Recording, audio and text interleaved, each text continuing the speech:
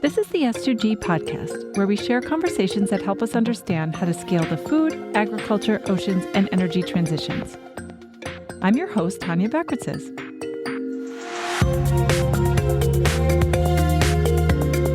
We have a jam-packed episode for you on how companies across our sectors are using AI and thinking about the future of the technology with Vikram Sharma, operating partner at S2G, and 3 entrepreneurs from our portfolio companies.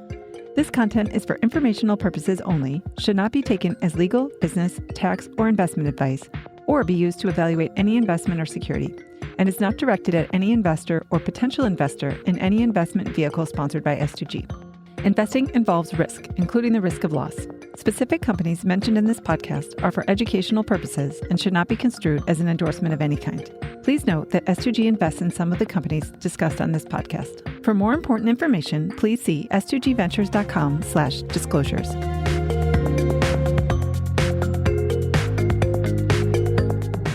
There is no denying we are living in an age of AI, with algorithms powering the things we interact with every day, from phones to cars, refrigerators, and even burgers and beer. And everyone from companies to nonprofits and government organizations seem to be talking about their plans to utilize advances in AI. What's going on? What is that? Welcome, brave listeners, to a spine-tingling episode of the S2G podcast. We'll dive deep into the eerie intersection of technology and terror and unravel chilling tales of AI gone rogue, haunted algorithms, and digital phantoms that refuse to be deleted. Grab your flashlight, check your data backup, and prepare to enter the haunted world of AI. You can probably guess who wrote that intro. It was, of course, none other than ChatGPT. We have all heard the scary AI headlines and seen the movies about computers going rogue. Research has found that people are worried about the future of artificial intelligence. A Pew Research study found that 52% of Americans are more concerned than excited about AI in their lives. And a survey from Bentley University and Gallup shows that U.S. adults see more harm than good from the use of AI. But this study also suggests that businesses could help alleviate some of those concerns by providing greater transparency into how they are using AI. We recently launched a report that identifies use cases for AI across our 3 focus sectors: energy, food and agriculture, and oceans, and evaluates the challenges and opportunities to see where AI can drive significant business value and environmental benefits. This report draws on industry research, interviews with portfolio companies, and examples from leading corporations.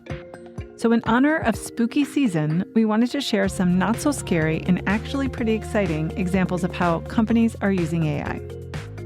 We'll explore how they're discovering plant-based bioactives to address specific health outcomes, improving the financial viability and sustainability of aquaculture operations, and making inventory management much more efficient, transparent, and safe for workers. But first, I speak with Vikram Sharma, operating partner at S2G, about the report that he worked on and some of the key findings.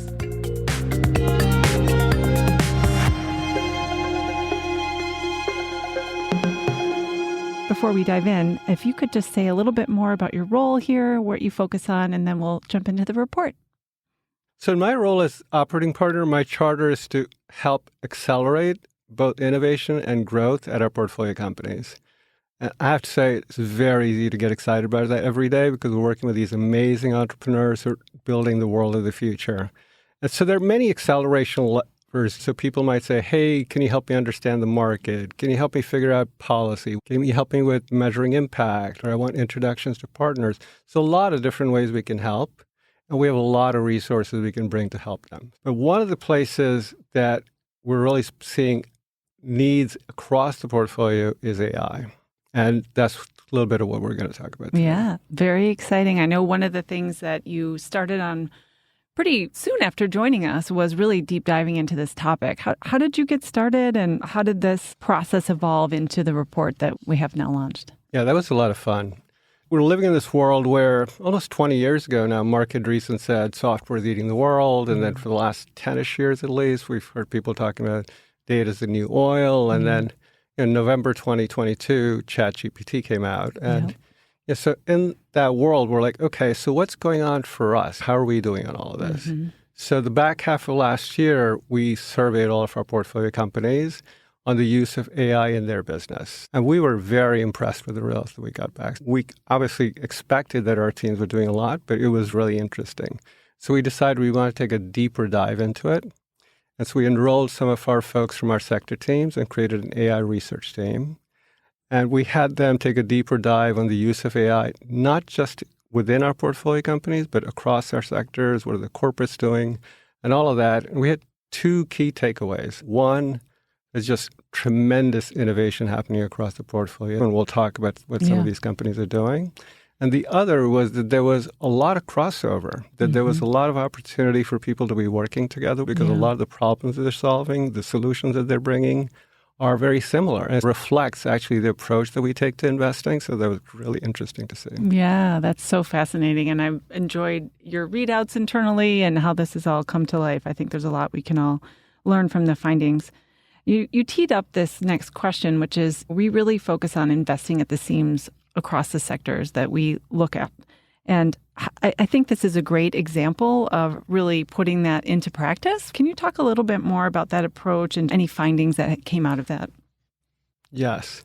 So investing at the seams is all about finding the gaps and frictions within the sector and trying to find areas that have been overlooked, but that could be high potential, right? So that's one piece of it. The other is systems investing. So when we invest in energy, as an example, we're not just investing in renewable energy, we're also investing in grid management, in energy efficiency, and energy storage.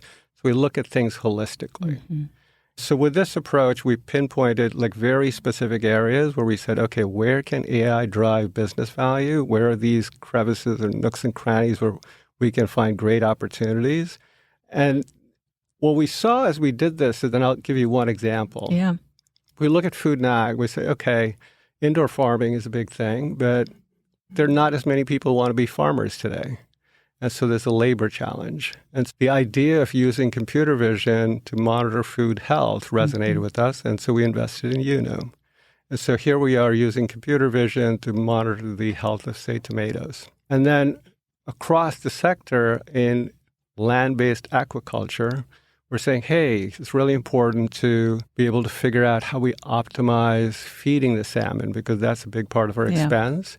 So again, we're using computer vision to monitor the feeding, the health of the salmon, biomass, et cetera. So very similar solutions being used across two completely different sectors for absolutely different industries. That's really a huge byproduct of the approach that we take. And such great value in bringing those entrepreneurs together to share insights and learnings that they're seeing in similar use cases in different non-competitive sectors, which is great. Absolutely, yep. So as this research came to be and you did your surveys and deep dives, can you talk about some of the common use cases across sectors and maybe give us some examples of companies in each one? Sure. Yeah, so as we did the work, 5 use cases popped to the top that we decided to spend a little more time on. So the first one is sustainable resource management. So the world has finite resources and we want to make sure we're doing the best with it. And so we have a number of companies across our sectors. But the one we'll talk about a little bit more here is line vision. We're living in a world where there's going to be great power demand. So you want to think about, okay, yes, we want to create more capacity, but how about we do a really good job with the capacity we have today? And so we look at transmission lines, 99% of them have no monitoring beyond the substation that you're in. So what line vision does is they're using sensors and local weather patterns to say, okay, let me tell you what's going on with this line and help you maximize the capacity that you have. What line vision is able to do is to increase the transmission capacity by up to 40%. Wow, that's fantastic. Yeah. Another one we could talk about is supply chain optimization. So we've got a few companies that are doing very interesting work in there. So we'll talk about Corvus. You've heard Elon Musk talk about full self-driving, and they're getting there.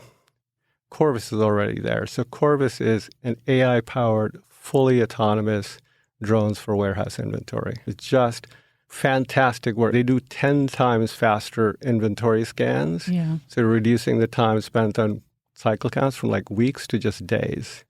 And in a world where everything is e-commerce and we need more and more stuff shipped to us, and fewer people are available to do that work, to have these machines that can just autonomously do the work is fantastic. And then we could talk about product discovery. How do we come up with the next new food or the next new product? And so Brightseed, they have an AI-powered platform, and I should have said that all of the things we've talked about so far are all AI-powered. Yeah. Brightseed, what they do is they're saying, what are the compounds that are available in nature, and which of those are beneficial for human health? And so basically they're doing computational biology, and they're able to make those connections. And so they're accelerating our ability to find the right products that you can make for healthier humans. Yeah, very exciting business as we think about food as a driver of human health. Yes. And then we looked at robotics. One of our companies, Burrow, it's a really cool business. We need help with farming, and how much of the stuff can we put machines to work for? Just some of the harder work that's repetitive. Not everybody wants to do it. So basically, we have a fleet of autonomous mobile robots powered by AI. And they're able to employ AI, computer vision, and high-precision GPS to autonomously navigate these outdoor environments. And so they're driving something like 40% improvement in agricultural efficiency and 30% increase in daily productivity for harvest crews. And then the last example that we could talk about is very topical. It's about climate impact modeling and adaptation. So in a world of Helene and Milton, we want to be able to predict what's going to happen and then do the best job we can to prevent potential damage. Mm-hmm. And so one of our investments is a company called Urbint. And Urbint is using all the data that's available to be able to predict when something is going to cause damage or where a storm is going to cause challenges either for infrastructure or for people. Mm-hmm. So people can take prevention strategies to help mitigate the damage that's going to be caused. You looked at so much. Was there anything that just really stood out to you or surprised you in how these AI platforms are evolving or the impact they're having on business? There were a couple of things that really stood out for me. One, I expected sophistication. I was just blown away by the level of sophistication. Mm-hmm. Back in the day, I spent some time in ad tech, and ad tech has certainly been a pioneer in the use of data and AI, but so all that just-in-time advertising was great. And I remember reading about how in ag tech, people were deploying machines and at the right moment of time, pouring out the appropriate amount of moisture and fertilizer. Yeah. I thought that was pretty cool. I was like, that makes smart ads look kind of not so awesome. And then I remember finding out about Centera, and what Centera is doing is they're saying, look, we can tell you even before you go out there what amount of fertilizer, et cetera, that you need, so that not only are you doing a great job with it, but you're actually able to plan and be more cost effective. Yeah. And that's just brilliant that people are using technology in such a smart way, collect all this data, analyze it, and be able to create efficiencies. And then it's hard to not be super impressed with the quality and commitment of our entrepreneurs. The planet faces a lot of significant challenges, and our entrepreneurs just bring a lot of hope and a lot of solutions. Yeah, I agree. I think one timely topic that's out there that we're touching on is just there's this tension right now about the increased energy demand of data centers to fuel AI, right? Mm-hmm. And how do we address that? And even corporates pulling back on their net zero commitments in light of all of this. So how do you think about that? And I guess just any other barriers to adoption that came to mind as you looked through this? Everything you just talked about, particularly for the larger players, it's access to large compute, it's energy. So if you're a larger company, you're looking to try and get all the compute you can. And then you see the Microsofts and the Googles of the world saying, yes, let's bring on the nuclear, let's turn on TMI and help us with energy. So for the larger players, those are the challenges. And I think over time, what we're going to start to see is that the chips will get better, the cooling systems will get better, the access to data will get better. Perhaps that will help ease that.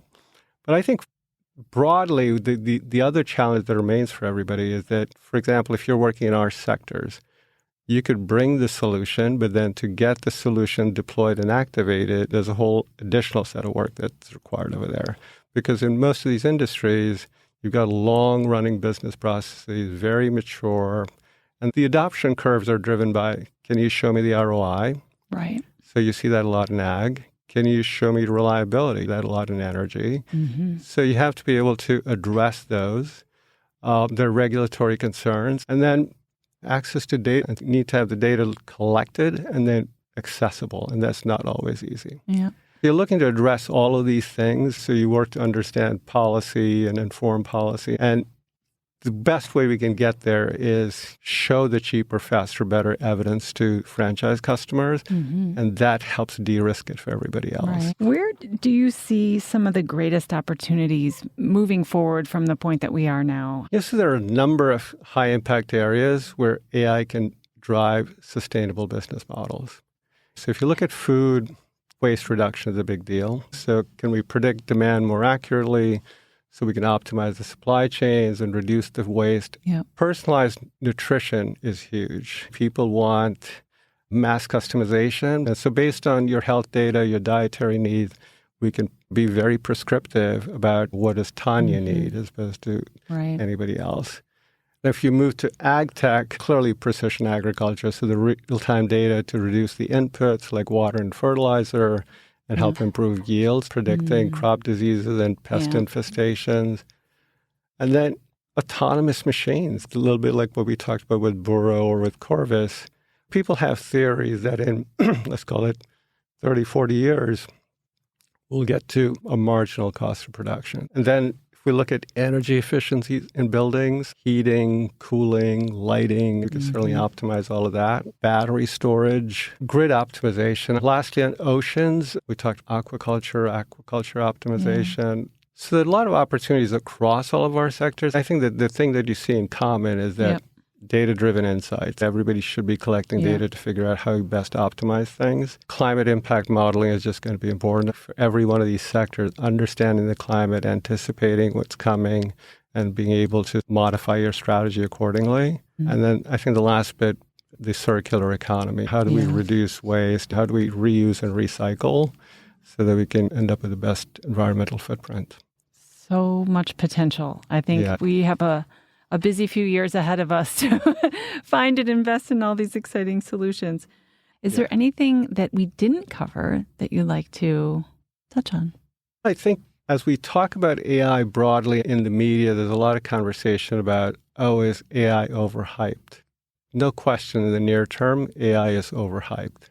And we've seen this with every technology that's ever been out there, that you go through this huge spike at the outset, and then you get a little bit of what Gartner calls the trough of disillusionment, and then you get to the place you were expecting to. And I think the thing you can't miss about AI is you hear people talk about it like, it's like the mobile phone, it's like electricity, it's like the industrial age, et cetera.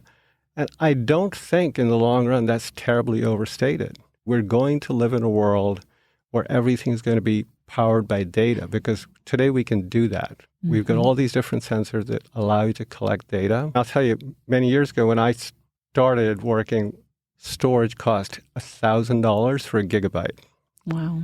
Today, a terabyte is probably well below $100. So you're talking about like several orders of magnitude in terms of economics, right? So because you can collect the data, you can store it, and you can run whatever computations you want to, it allows for amazing possibilities. And that's the world we're going to be living in. So for all companies today, rather than get into the debate of whether AI is overstated or understated or whatever, you just get into it. Test, deploy, learn about it, and anticipate this is going to be a key part of how you transform your business models and create financial benefits and environmental benefits.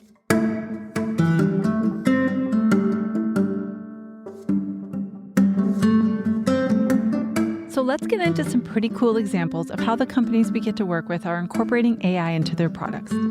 First, I spoke to Chae, co-founder and CTO of Brightseed. Brightseed is a company using AI to unlock the power of plants by finding active compounds that could offer specific health benefits.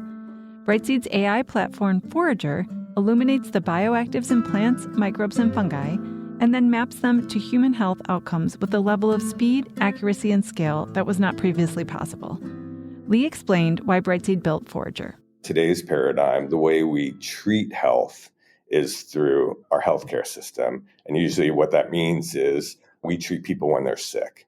Today, diet-related disease is the leading cause of death and disability in the United States.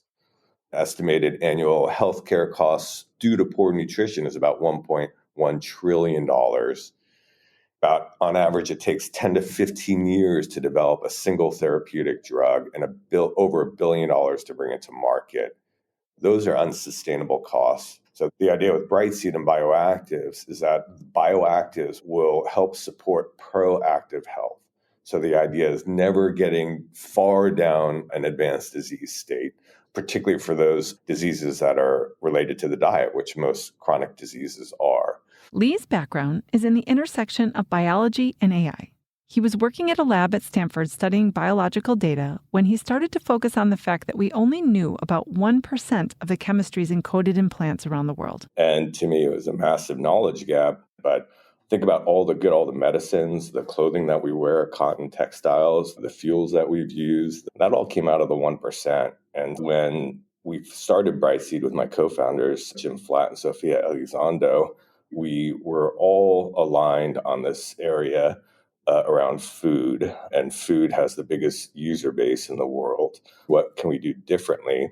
And Jim led the team that discovered and developed and commercialized the omega-3 fatty acids, one of the biggest breakthroughs and great shining lights of what a bioactive can do for you. Omega-3 fatty acids, the DHA form of it, is really fundamental for childhood development in terms of brain and eye development. And later on, they found out for adults has great cardioprotective benefits as well. And so for me, as a genome biologist and computational expert, I thought, what are the odds that's the only thing out there in the world that humans can benefit from? And so the idea was to create a technology that let us explore that other 99% and bring that goodness to society as well. Lee explained why bioactives can be so powerful. A bioactive, like simply put, it's a molecule from a natural organism that has biological activity in the human body. So they actually integrate or interface with the mechanisms and pathways and molecules in our body when we ingest them. And modern research is finding that they are the dark matter of nutrition, this 99% that has been unexplored or turning out to be the root cause for supportive health. And there are an unbelievable number of them in each plant. Hundreds, thousands, you can call it from 200 to 20,000. Plants, I call them kind of nature's most prodigious chemists. They have super flexible genomes that allow them to adapt to their environment. And because of that, they produce so many different chemicals and molecules. Brightseed knew they wanted to build a platform that would expand our knowledge of plant-derived bioactives and be able to identify the ones that had beneficial health outcomes. Lee explained how they thought about designing such a platform. There are several attributes that were needed. We need to do this at scale. We needed to do it with speed. We needed to do it with data that is not going to be the most high resolution out there. So for us, there are three fundamental questions we ask the platform. One is, what is in the plant? So we built a whole AI around that. So we would actually source plants from around the world, preferentially things that were foodstuffs, things that had a history, a link to human health. So we would source those plants, we transform them physically, we put them through data generation instruments, and then we trained models on the patterns of breakdown of molecules to be able to understand what are the components of these things in the plants, what are their properties. And then we built another AI layer on top of that to be able to interpret that in terms of functional activity in the human body. So that's the second question we ask, beyond what is in the plant, what does it do for the human body? And then the third part to close the loop is, once we find that bioactive, where else in nature can we possibly source this bioactive? And that was fascinating. We find the same bioactives have evolved in different lineages of the plant kingdom. So what that means for us is that we can get those same benefits from different types of food stuff. The idea of creating a diverse diet, creating a local diet is all in play for supporting health under this construct. Today, Brightseed has 7 million compounds in their digital library with a target of reaching 10 million by 2025. They have more than doubled the amount of patent filings each year, with 5 new filings in 2024. According to Lee, it's not necessarily the model that differentiates their platform. We wanted to answer very specific questions. So in order to do that, you have to have specific training data in order to build the models to answer those questions. For us, when we looked out there in the world, again, there was not enough training data for us. So early days, the very first thing we did with our very first investment was the team, the science, the instruments were around generating proprietary data around those plants and their physical material and the molecules that are found in them. So we would run source plants from around the world through our instruments to generate data sets that will allow us to then train the models to answer the questions that we wanted to answer. So for us, it's a competitive advantage for sure. Like the AI models that are out there today, a lot of the concepts, they've been around forever. Everyone has access to them. What differentiates your AI is the training data. And there's a massive war out there for getting data sets that are different and getting access to larger and larger data sets so that companies can create these differentiated models.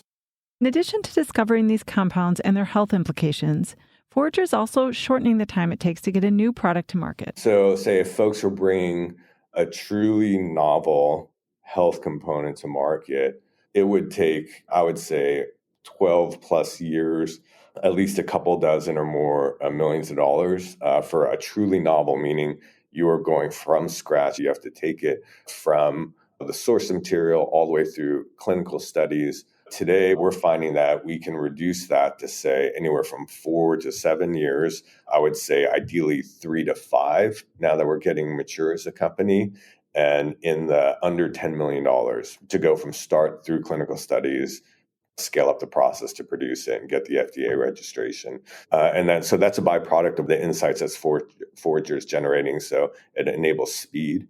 It enables a higher chance of success. I think 30, 40 years ago when the pharma industry was trying to mine this space, the way to think about it without the AI tools, the way I characterize it's like a random walk in a natural landscape. But with the AI tools, what you're doing is an intelligent search of that natural landscape. And that's the difference. That's why we're going to be better. That's why we're going to succeed. And if they do, the future will be better for it. The future should look like we all have access to foodstuffs that are enriched in these bioactives. These should be accessible not only just physically, locally, but from a price standpoint. And that should be the way to a longer, healthier expansion of our quality of life.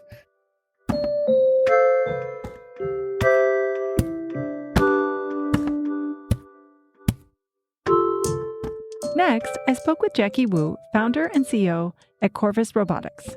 Corvus Robotics makes the world's first and currently only fully autonomous warehouse drones. These are drones that fly themselves without needing people, pilots, battery swappers, or without needing to put up thousands of stickers or wireless beacons for the drones to navigate. They just take off and use AI to understand their environment in order to fly and scan inventory and come back and charge. Because as it turns out, inventory management today is not very efficient or precise. The core problem that we're solving is every physical good sitting around you sat in a warehouse, and all of those warehouses have to track inventory.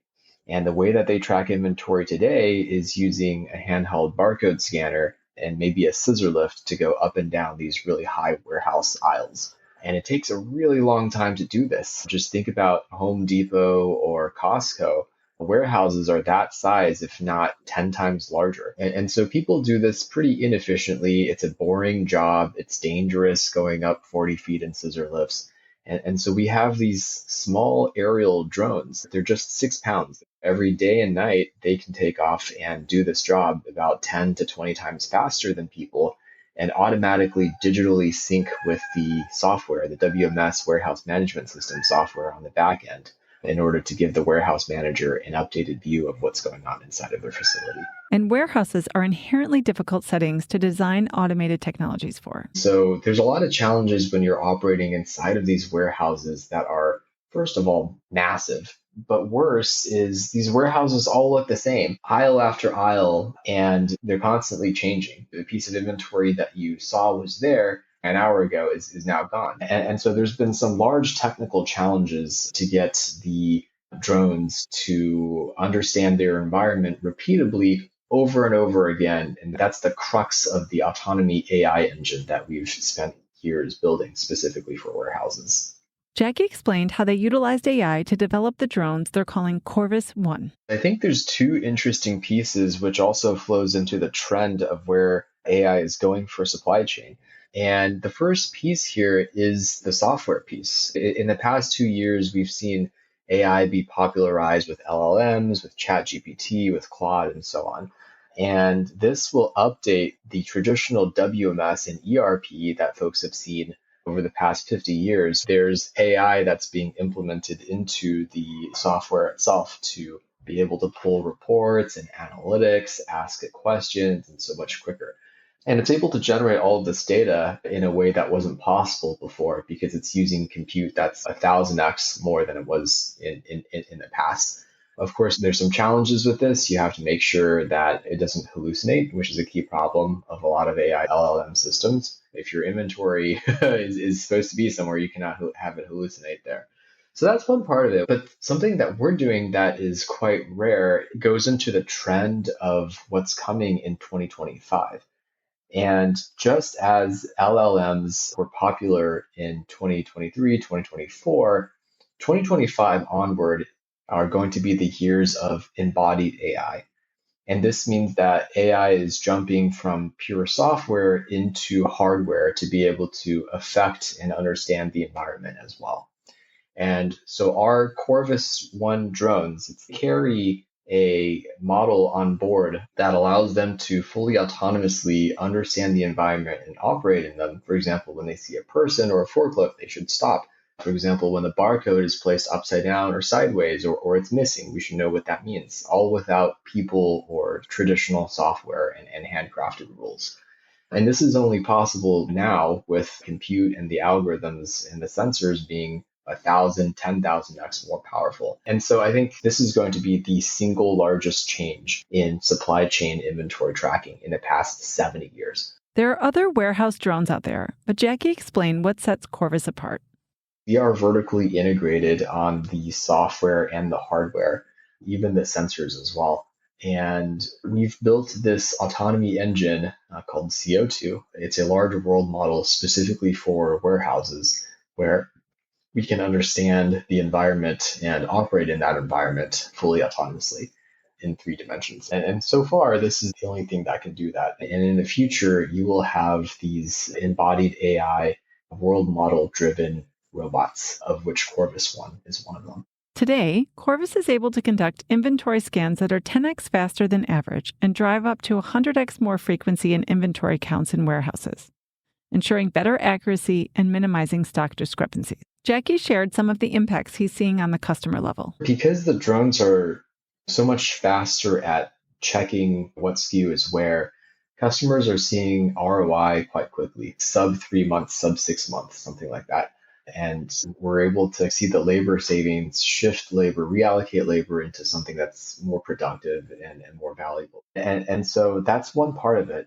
But what we realize is that there's a much bigger story here around inventory optimization, supply chain optimization. Once you have the data, the VP of Ops, for example, or the COO is able to have a snapshot of every single facility they have, all of the moves that happened, like tracking the actual data that they would expect the WMS to give them, but it's actually accurate. Because the WMS is a liar. The WMS is very much garbage in, garbage out. There's nothing wrong with the underlying software, but when it relies on people to collect that data and people do it infrequently, or maybe there's some human error, then the data is not reliable. And the analytics that you're driving may not be accurate. And the broader impact is he's seeing companies be able to move from reactive to proactive inventory management. And this is really interesting because in the past, so just imagine people are pulling inventory from a location, now it's getting low.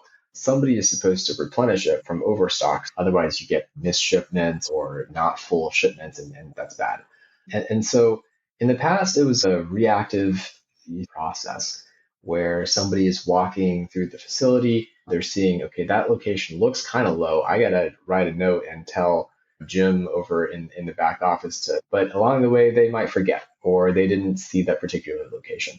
And so you're just at the whims of the potential stockouts. And so now what they've moved to is a proactive way to approach their inventory where when the drones fly by, we're finding all of the empty locations and all of the near empty locations. And we're able to say, okay, these 16 locations need to be pulled tonight such that we're ready tomorrow morning to fill all of the orders.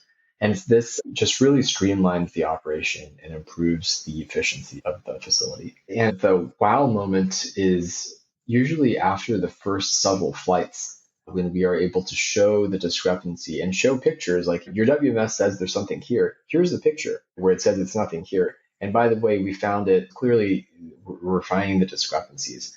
And not only that, there are ways that Corvus One can help companies meet their ESG targets. Warehouses are looking to be green, and one way that they can do this is by saving energy for a very large facility so that lights are not on 24/7. And so for some of these facilities, they might have a third shift that's either partially or completely empty, as in nobody is in the facility. For the previous generation of drone inventory technology, it required a person being there with the drone. And that wouldn't be possible to turn the lights off because the person needs it and the drone needs it.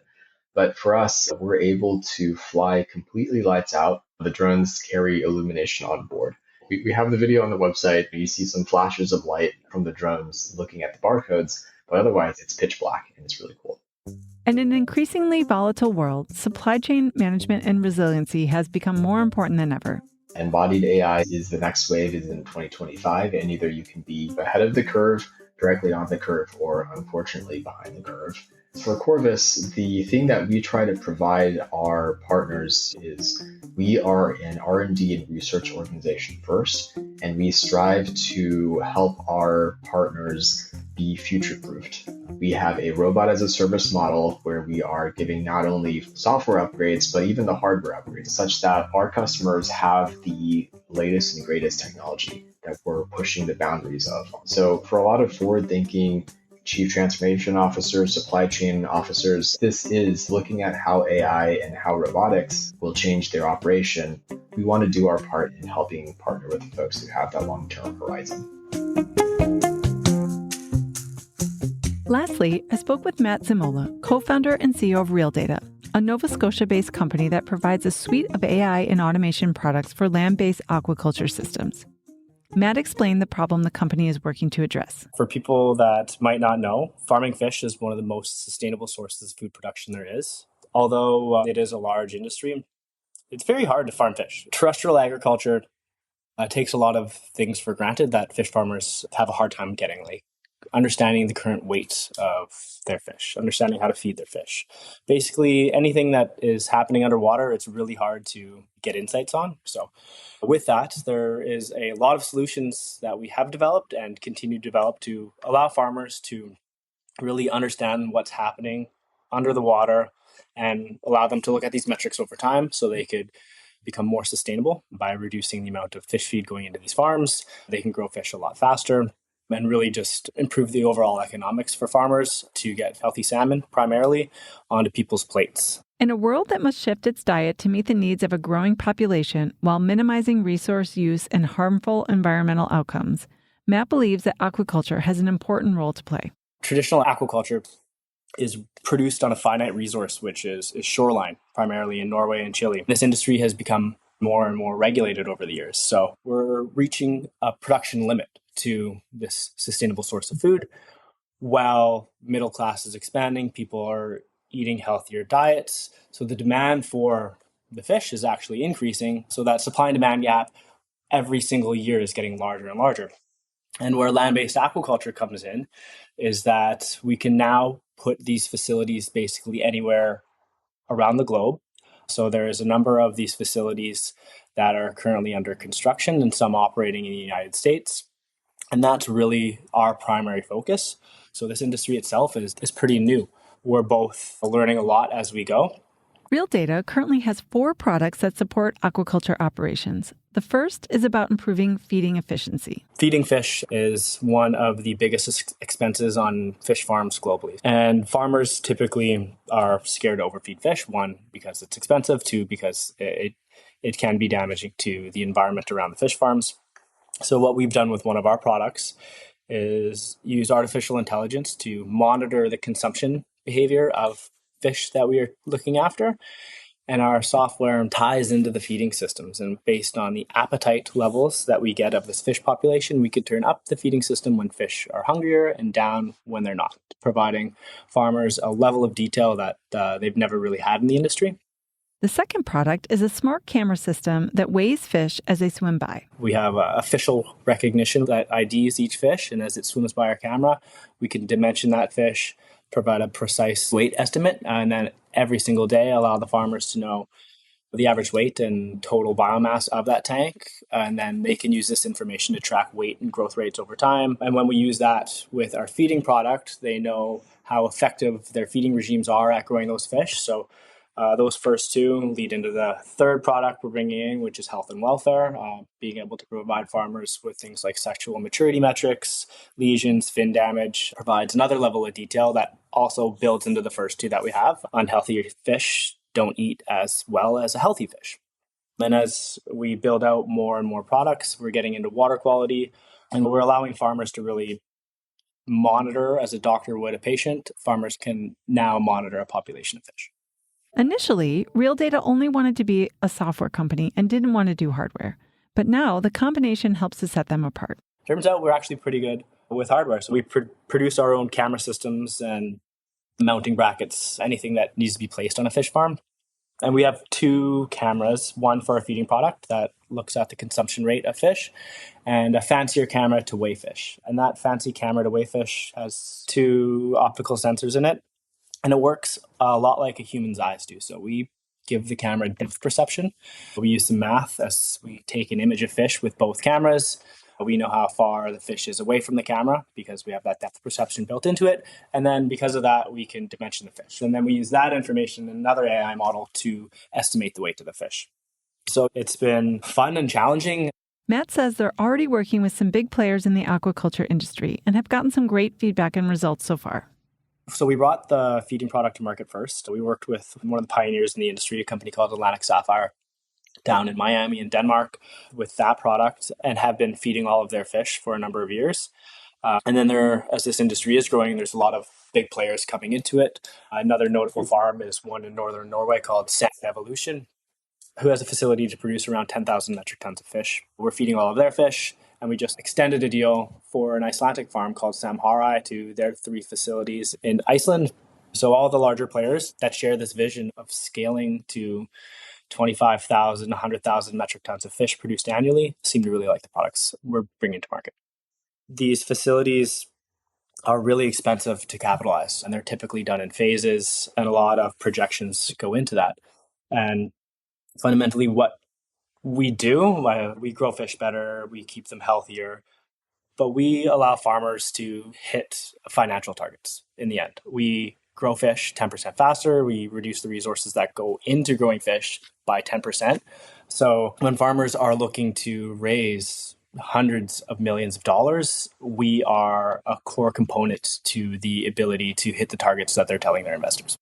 Matt shared how they're looking to continue to integrate advancements in AI to build out their products and better support aquaculture farmers. We've been really focused on computer vision and intelligence and something called like tabular, which is essentially anything that you put in an Excel file to create an AI model. Figuring out what's next with LLMs and generative AI is something that is of interest of us. Seeing where that goes as prices drop. We do use the LLMs and the multimodal models to do some of our analysis. So it does make us a lot faster now with these tools that are coming out. But I think what we're really excited about is really merging all of the information on a fish farm. It hasn't been done yet to any significant level. And hopefully we're going to be the first company to actually do that. So we're working with a number of farms right now to start integrating basically anything that's producing a 1 or a 0 on a fish farm, get it into our platform and allow us to help the farmers farm fish better. Our team has had many more of these conversations to learn how entrepreneurs and corporations are utilizing AI to power their businesses. Check out our recently launched AI report to dig into more of these case studies and takeaways. We hope to have provided a more inspiring than spooky perspective on AI and all the possibilities it presents for improving environmental and health outcomes today and in the future. Thank you for tuning in to the S2G podcast. If you enjoyed this episode, please subscribe, leave us a review, or share it with a friend. For more information or to connect with us, check out s2gventures.com.